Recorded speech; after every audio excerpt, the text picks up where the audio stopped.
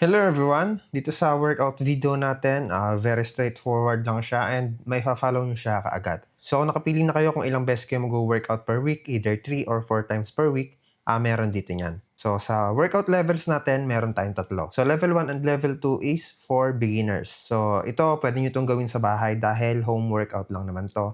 And you can replace yung dumbbells natin using yung bottled water. And level number 3, kung meron kayong access sa gym, ito yung pwede ninyong gamitin. So, sa level 1, workout muna tayo para lang ma-explain natin.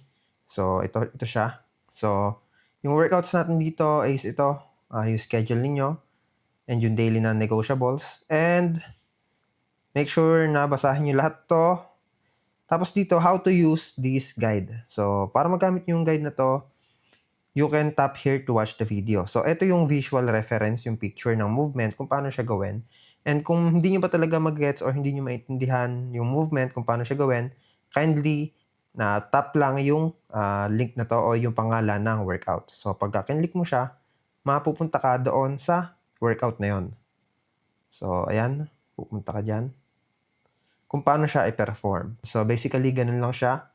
Very straightforward lang. Kung di mo mag-gets yung nandun sa image, click mo lang yung pangalan ng video and ma-redirect ka doon sa video na ginagawa yung workout. So, dito naman sa baba, punta muna tayo dito sa reps. Yung ibig sabihin lang nito, how many times you will do the movement.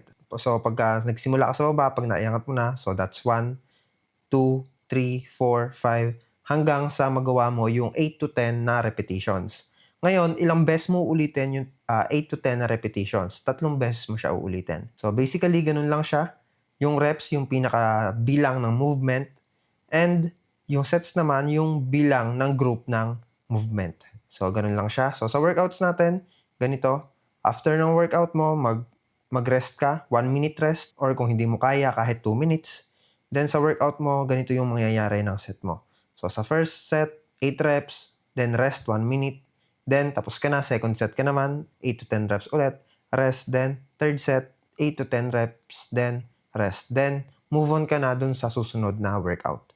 So, ganito lang siya. So, sa day 1 natin, ito yung movement natin. So, full body siya. So, ito yung movement. And ito yung sets and yung reps na gagawin mo. So, kung hindi mo alam kung paano gawin yung video, tap mo lang to.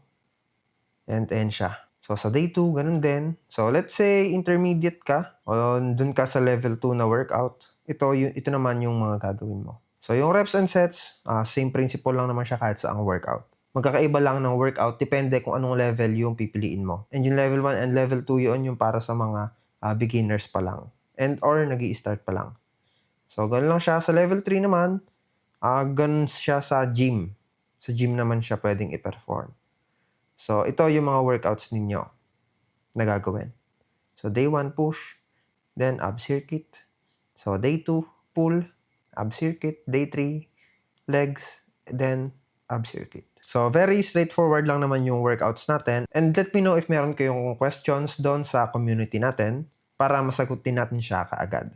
Make sure na nakaready na lahat bago kayo mag-start. See you sa next video.